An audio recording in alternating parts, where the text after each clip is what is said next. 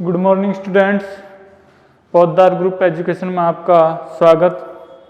हम last class में हमने किया था जो एल्कोहल्स हैं उनकी हम रासायनिक अभिक्रिया हैं उन पर हम चर्चा कर रहे थे।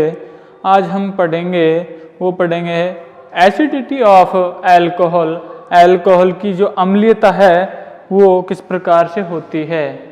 अम्लीयता से यहाँ पर हमारा तात्पर्य है कि जो कौन सा एल्कोहल है आसानी से जो H+ आयन देगा। अम्लीयता जो आर्नियस जो कॉन्सेप्ट है उसके अनुसार हम अम्लीयता को डिफाइन करते हैं कि वह पदार्थ जो H+ आयन आसानी से दे देते हैं या फिर जो पदार्थ जो H+ ion hydrogen plus ion H+ ion जो देते हैं उन्हें हम अम्ल कहते हैं।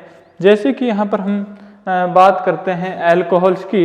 एल्कोहल में जो OH ग्रुप पाया जाता है और OH ग्रुप का जो हाइड्रोजन है वो कि किस अम्लीय है, वो कितना आसानी से अम्लीयता दर्शाएगा, कितनी आसानी से अम्लीयता नहीं दर्शाएगा, वो हम यहाँ पर देखेंगे। तो हम बात करेंगे 1 डिग्री 2 डिग्री और 3 डिग्री एल्कोहल की अम्लीयता, है ना। कि भाई हम एक क्वेश्चन के रूप में यहाँ पर सोल्व करेंगे कि प्राथमिक, द्वितीयक और तृतीयक एल्कोहल में से कौन सा सर्वाधिक अम्लीय है।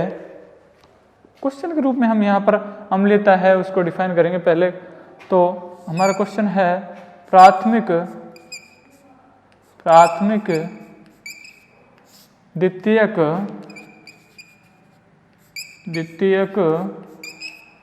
एवं या फिर अथवा और तृतीयक एल्कोहल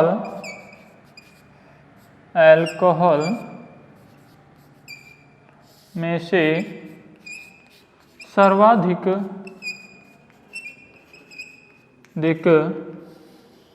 अम्लीय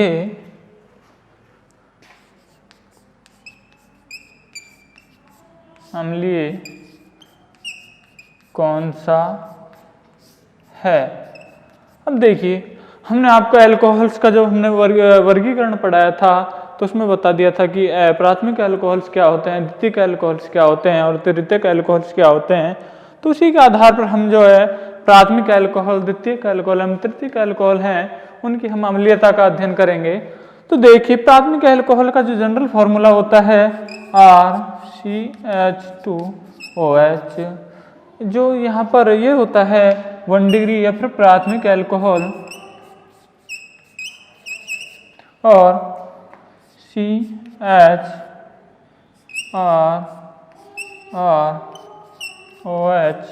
ये होता है यहाँ पर 2 डिग्री एल्कोहल। और ये देखिए, यदि OH से जुड़े कार्बन पर 3 एल्किल ग्रुप जुड़े हुए हों तो वो होता है 3 डिग्री एल्कोहल, है ना। तो यहाँ पे इस प्रकार से ये 1 डिग्री 2 डिग्री और 3 डिग्री एल्कोहल मैंने यहाँ पर लिखे हैं। ये है 3 डिग्री एल्कोहल। अब देखिए, हमें इनकी एसिडिटी है, अम्लीयता है, वो डिफाइन करनी है। और अम्लीयता किस प्रकार से हम इसकी डिफाइन करेंगे, यहाँ पर देखिए कि कौन सा है जो H+ आयन है आसानी से दे देगा और कौन सा है जो H+ आयन आसानी से नहीं दे पाएगा। देखिए यहाँ पर जो ऑक्सीजन है हाइड्रोजन के द्वारा तीनों में एक एक सिग्मा बंध के द्वारा बंधित है। मैं इसको इस प्रकार से जो क्लियर कर देता हूँ। ये देखिए, ये यहाँ पर जो है हाइड्रोजन इस प्रकार से जुड़ी हुई है। ऐसे ही 2 डिग्री एल्कोहल्स के अंदर जो है हाइड्रोजन ऑक्सीजन के साथ सिग्मा बंध के द्वारा जुड़ी हुई है। ऐसे ही इसमें है जो ऑक्सीजन है जो हाइड्रोजन के द्वारा सिग्मा बंध के द्वारा जुड़ी हुई है।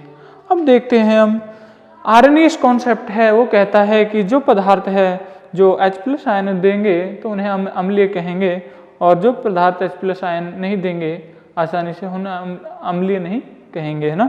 अब देखिए, यहाँ पर जो R है CH2 ये जो है एल्किल ग्रुप है और एल्किल ग्रुप का होता है +I प्रभाव। क्या प्रभाव देता है? +I प्रभाव, +I प्रेरणिक प्रभाव।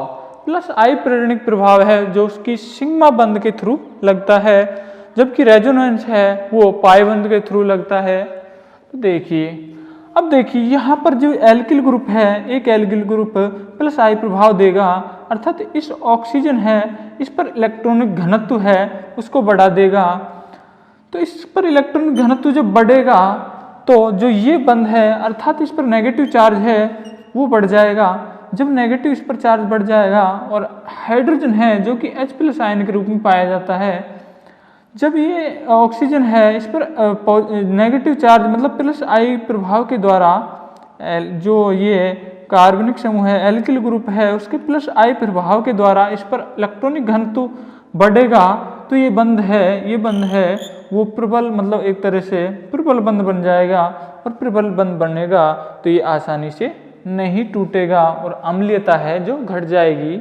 अब देखते हैं हम तीनों को डिफाइन करते हैं किस प्रकार से।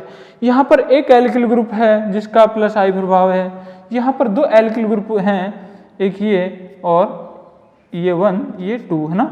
इसमें यहाँ पर तीन जो है एल्किल ग्रुप हैं 2 और 3। तो यहाँ पर तीन एल्किल ग्रुप हैं यहाँ पर दो एल्किल ग्रुप हैं, तो इन दोनों का जो है प्लस आई प्रभाव होगा। तो यहाँ पर जो है इस पर ज़्यादा होगा प्लस आई प्रभाव, तो इस पर जो ऑक्सीजन है उस पर इसकी तुलना में 1 डिग्री की तुलना में जो है इस ऑक्सीजन पर अधिक नेगेटिव चार्ज का मतलब इलेक्ट्रॉनिक घनत्व है वो बढ़ जाएगा। और अधिक जो इलेक्ट्रॉनिक घनत्व इस पर बढ़ जाएगा तो ये बंध है इसकी अपेक्षा है सिग्मा, ये जो सिग्मा बंध है इसकी अपेक्षा ये सिग्मा बंध अधिक प्रबल होगा। अब देखिए यहाँ पर 3 डिग्री अल्कोहल के अंदर हम देखते हैं 3 डिग्री अल्कोहल में 3 एल्किल ग्रुप जुड़े हुए हैं कार्बन से और उससे जुड़ा हुआ है OH ग्रुप जुड़ा हुआ है। तो तीनों ही जो एल्किल ग्रुप हैं ये तीनों का ही प्लस आई प्रभाव होगा, जो कि 2 डिग्री की अपेक्षा यहाँ पर 2 डिग्री में 2 एल्किल ग्रुप का प्लस आई प्रभाव है, जबकि यहाँ पर 3 डिग्री में 3 एल्किल ग्रुप अलग अलग हैं उनका प्लस आई प्रभाव है। और प्लस आई प्रभाव के कारण ऑक्सीजन पर है जो नेगेटिव चार्ज का घनत्व है बहुत ही ज़्यादा हो जाएगा। और जब हम आप जानते हो जब किसी पर जो है चार्ज ज़्यादा हो जाएगा, नेगेटिव चार्ज बहुत ही ज़्यादा हो जाएगा, तो वो पॉजिटिव चार्ज को अपनी ओर अट्रैक्ट करने की जो उसकी पावर है वो बढ़ जाएगी, है ना।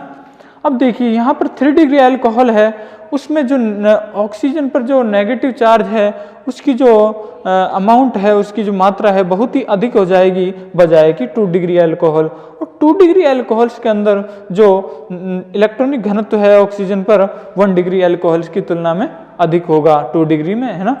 उसके बाद में जो सबसे जो कम इलेक्ट्रॉनिक घनत्व होगा वो होगा 1 डिग्री में, क्योंकि यहाँ पर प्लस जो आई प्रभाव है ओनली एक एल्किल ग्रुप का है। अब देखिए इसकी और हम इसकी तुलना करें 1 डिग्री से 3 डिग्री की ओर जाते हैं तो जो ये OH बॉन्ड है उसकी स्टेबिलिटी है 3 डिग्री के अंदर बहुत ही ज़्यादा होती है और इसलिए 3 डिग्री अल्कोहल है आसानी से अम्लीयता नहीं देता है, जबकि 1 डिग्री अल्कोहल है आसानी से H+ आयन दे देगा और ये सर्वाधिक अम्लीय होगा बजाय कि 2 डिग्री और 3 डिग्री।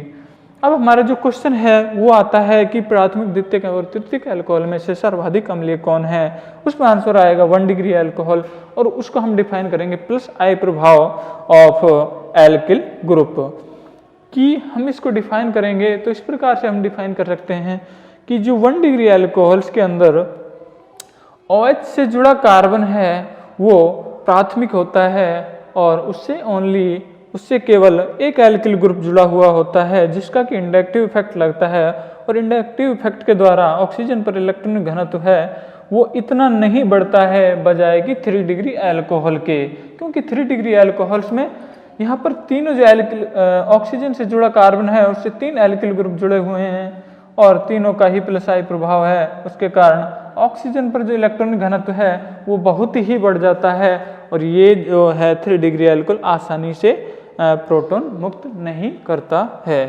ये हो जाता है आपका 1 डिग्री 2 डिग्री और 3 डिग्री अल्कोहल्स हैं उनकी अम्लीयता का जो क्रम है। इसके बाद में हम आते हैं अगला टॉपिक कि ये जो है अम्लीयता किस किस रिएक्शन के अंदर है जो ये अम्लीयता दर्शाएगा, किस किस रिएक्शन के अंदर ये है जो H+ आयन देगा, वो हम देखते हैं। अम्लीयता अभिक्रियाओं के हम उसको डिफाइन करेंगे। अम्लीयता अभिक्रियाओं के उदाहरण लेते हैं हम। देखिए किस किस अभिक्रिया में ये H+ आयन देता है। पहला है यहाँ पर वो है अम्लीयता है जो उसके कुछ उदाहरण ले रहे हैं हम। पहला है धातु के साथ अभिक्रिया। जो इसकी अम्लीय अभिक्रिया हैं हम यहाँ पर डिफाइन कर रहे हैं।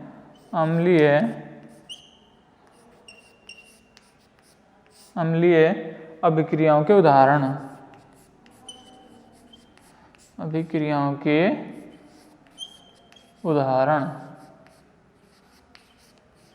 अम्लीय अभिक्रिया है, अम्लीय अभिक्रिया का मतलब यह है कि कौन कौन सी जो है अल्कोहल है, कौन कौन सी रिएक्शन है जिनके अंदर है जो H+ या फिर जो है H2 गैस है वो मुक्त करेगा। वो है उसमें पहला धातु के साथ।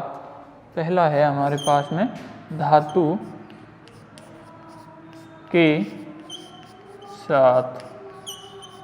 अब देखिए जब हम यहाँ पर धातु ले रहे हैं सोडियम मेटल, कोष्टक में लिख देता हूँ मैं सोडियम मेटल।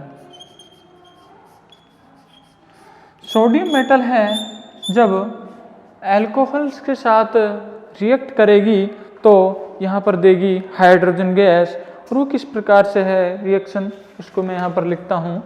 देखिए जैसे कि CH3 CH2OH, यहाँ पर मैं 2 मोल है जो 1 डिग्री अल्कोहल का ले रहा हूँ, 2 मोल। और यहाँ पर मैं ले रहा हूँ सोडियम मेटल जो कि ये भी 2 मोल है ना।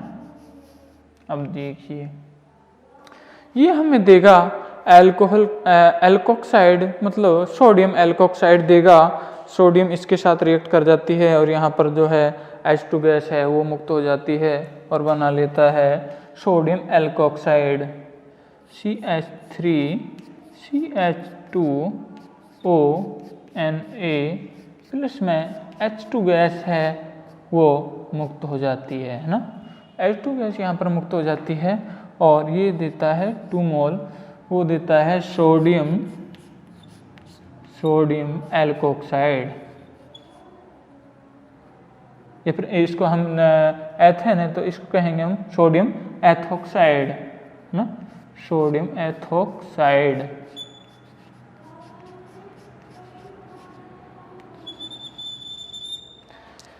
ये यहाँ पर जब जो है अल्कोहल है 1 डिग्री अल्कोहल है उसने रिएक्शन जब सोडियम मेटल के साथ की तो यहाँ पे हमें प्राप्त हुआ सोडियम एथोक्साइड प्लस में H2 गैस है जो मुक्त हो जाती है। H2 है जो 2 मोल जो हमने लिए तो एक एक जो मोल है वो H+ आयन देगा और H+ आयन एक दूसरे रिएक्ट कर जो है हमारे लिए दे देते हैं हाइड्रोजन गैस। अब देखते हैं हम दूसरी रिएक्शन इसकी, वो है इसके बाद में हम देखेंगे इसकी वो है एसिटिलीकरण अभिक्रिया। एसिटिलीकरण अभिक्रिया है उसमें भी ये है जो H+ आयन है उसको देकर जो एल्कोक्साइड है वो रिएक्ट कर जाता है एसिड क्लोराइड या फिर एसिड हैलाइड के साथ। अगली रिएक्शन है इसकी केमिकल रिएक्शन, देखिए एसिटिलीकरण। एसिटिलीकरण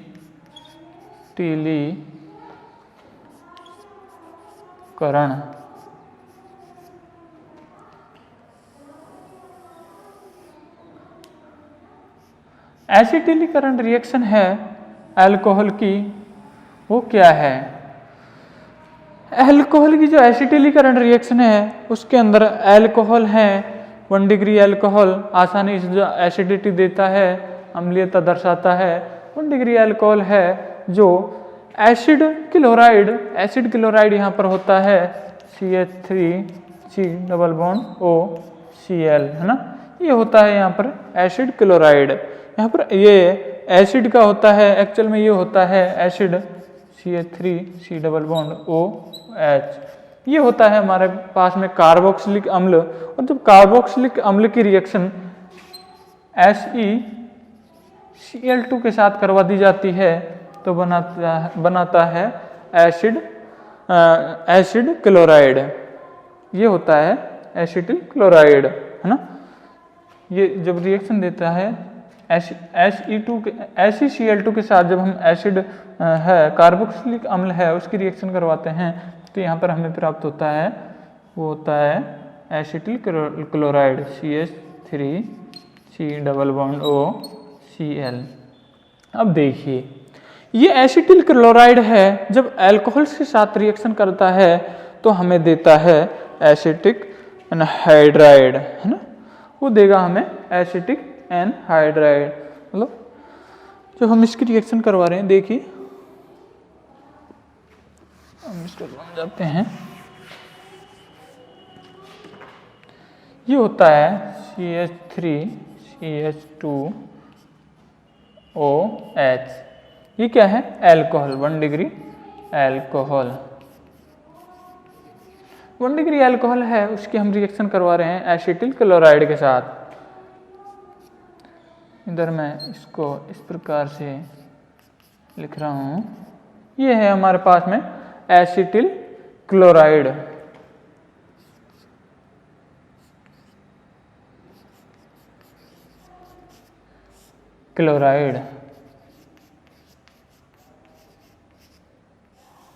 जब एसिडिक क्लोराइड है तो ये किस प्रकार से रिएक्शन होती है? ये एक न्यूक्लियोफाइल की भांति, ऑक्सीजन है इसका जो अल्कोहल का, वो एक न्यूक्लियोफाइल की भांति कार्य करता है और न्यूक्लियोफाइल के रूप में यहाँ पर ये है जिस पर अटैक करता है। और ये न्यूक्लियोफिलिक सब्स्टिट्यूशन रिएक्शन के रूप में यहाँ पर जो है Cl निकल जाता है न्यूक्लियोफाइल के रूप में बाहर और हमें दे देता है इस प्रकार से एस्टर के रूप में product CH3CH2O C double bond O। ये होता है यहाँ पर CH3। ये होता है हमारे पास में एस्टर।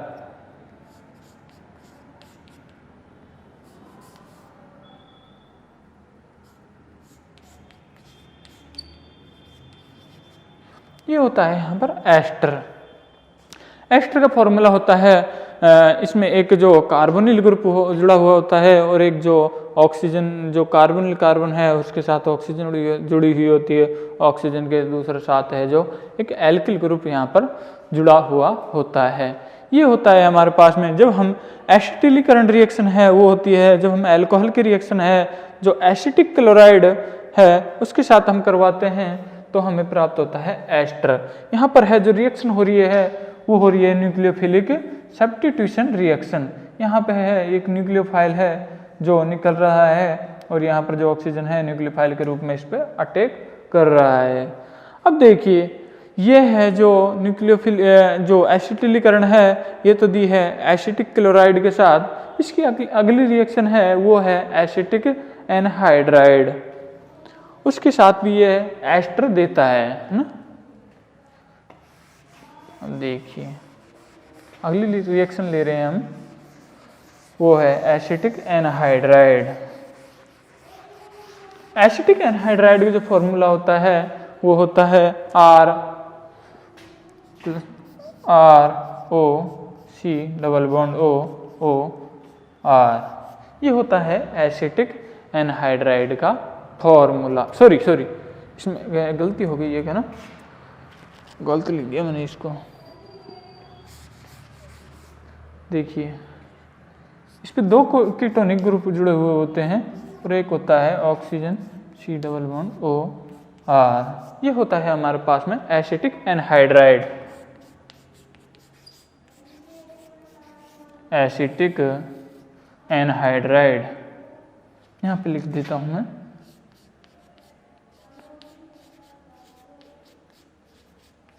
ये होता है हमारे पास में एसिटिक एनहाइड्राइड। जब अल्कोहल है 1 डिग्री अल्कोहल है जो रिएक्शन एसिटिक एनहाइड्राइड के साथ रिएक्शन करता है तो ये भी है जो एक न्यूक्लियोफिलिक सब्स्टिट्यूशन के रूप में यहाँ पर रिएक्शन होती है। और न्यूक्लियोफाइल है वो अल्कोहल का जो OH ग्रुप है, OH यहाँ पर ऑक्सीजन है, इस पर लॉन्ग पेयर पाए जाते हैं और लॉन्ग पेयर हैं 4, इस पर लॉन्ग पेयर पाए जाते हैं, ये लॉन्ग पेयर हैं न्यूक्लियोफाइल के रूप में भांति कार्य करते हैं और न्यूक्लियोफाइल के भांति कार्य कर ये न्यूक्लियोफिलिक अटैक करवाते हैं और ये ग्रुप को इस तरह से सब्स्टिट्यूट कर जाता है और बना देता है क्या, फिर से ester CH3 CH2O C double bond O, ये होता है यहाँ पर एल्किल ग्रुप। ये हमारे पास में फिर से एस्टर।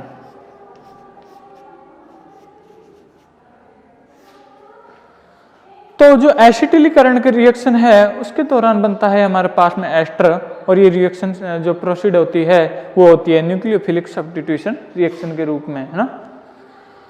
अब हम देखते हैं अगली रिएक्शन, वो है एस्टरीकरण।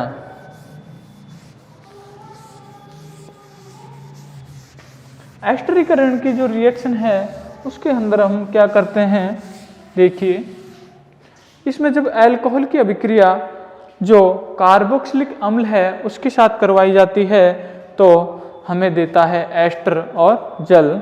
देखिए क्या रिएक्शन है हमारे पास में, एस्टरीकरण।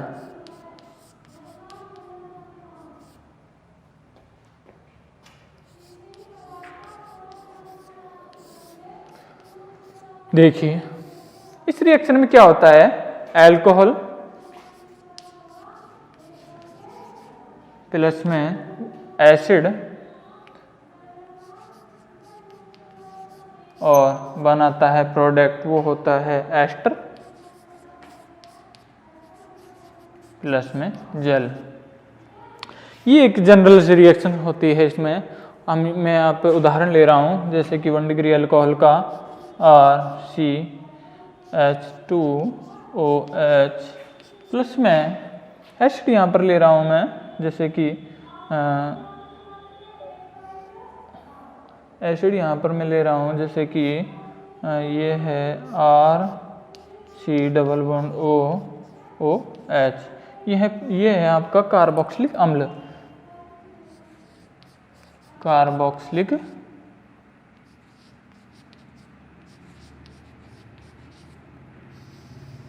अम्ल, है ना। कार्बोक्सिलिक अम्ल ये है हमारा 1 डिग्री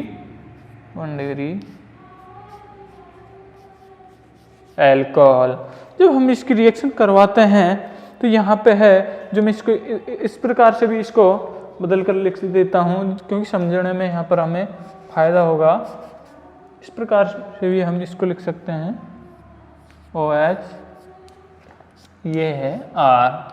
अब देखिए यहाँ पे फिर से एक प्रकार से है जो न्यूक्लियोफिलिक जो सब्स्टिट्यूशन की भांति जो रिएक्शन होती है, और न्यूक्लियोफिलिक सब्स्टिट्यूशन की भांति जब रिएक्शन होती है ये ऑक्सीजन फिर से एक इलेक्ट्रोफाइल के रूप में कार्य करता है और इस पर अटैक करता है और इसको है जो एक लीविंग ग्रुप के न्यूक्लियोफाइल के रूप में बाहर निकाल देता है और हमें फिर से दे देता है क्या, एस्टर और CH2O C double bond O R, ये क्या है फिर से हमारे पास में एस्टर। तो ये है जो रिएक्शन ये होती है एस्टरीकरण की रिएक्शन। इसके कई सारे एग्जाम्पल हैं जो हम ले सकते हैं।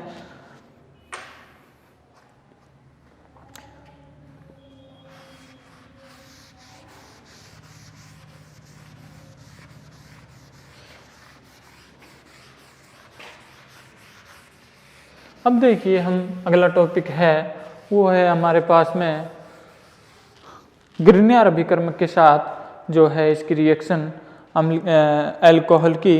ग्रिग्नार्ड अभिकर्मक है उसके साथ जब अल्कोहल की रिएक्शन करवाते हैं तो हमें देता है एल्केन। देखिए किस प्रकार से रिएक्शन होती है। अगली रिएक्शन है ग्रिग्नार्ड अभिकर्मक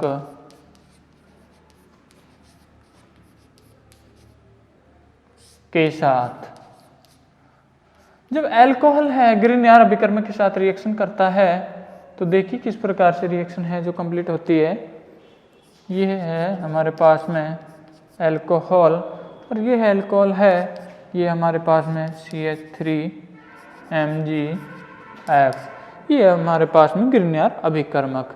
देखिए यहाँ पर जो एल्किल ग्रुप है वो एज वेल एज बेस और न्यूक्लियोफाइल की भांति कार्य करता है। यहाँ पर एसिडिक प्रोटॉन है, तो एसिडिक प्रोटॉन है यहाँ पर जो ग्रिग्नियर अभिकर्मक है, ग्रिग्नियर अभिकर्मक का जो कार्बनिक ग्रुप है वो एक बेस की भांति यहाँ पर कार्य करेगा, क्योंकि यहाँ पर जो एसिडिक प्रोटॉन अवेलेबल है और ये एसिडिक प्रोटॉन को अपनी ओर अट्रैक्ट कर बना देता है एल्केन। देखिए ये बन जाएगा यहाँ पर CH4 प्लस में जो साइड प्रोडक्ट के रूप में है वो बन जाता है MgXOCH3, ये होता है एल्केन। या फिर हम इसको एक सिंगल कार्बन युक्त कार्बन श्रृंखला है तो उसको हम कहेंगे मैथेन, है ना। ये क्या है हमारे पास में एल्कोहल, 1 डिग्री एल्कोहल किसके साथ रिएक्शन करवाई, ग्रिग्नियर अभिकर्मक। जब भी आप जनरल रिएक्शन लिखते हो किसी भी उसकी, तो वहाँ पर जो है रिएक्टेंट है और सबस्ट्रेट है, उसके बाद में जो प्रोडक्ट बन रहा है उसका जो है नाम यहाँ पर जनरल नाम है या फिर जो स्पेसिफिक नाम है वो लिखना यहाँ पे अनिवार्य होता है, तभी जो एग्जामिनर है पूरा नंबर देता है। ये हो जाती हैं आपकी कुछ इंपॉर्टेंट रिएक्शन। इसके बाद में हम जो नेक्स्ट क्लास के अंदर हम इसकी कुछ रिएक्शन और देखेंगे।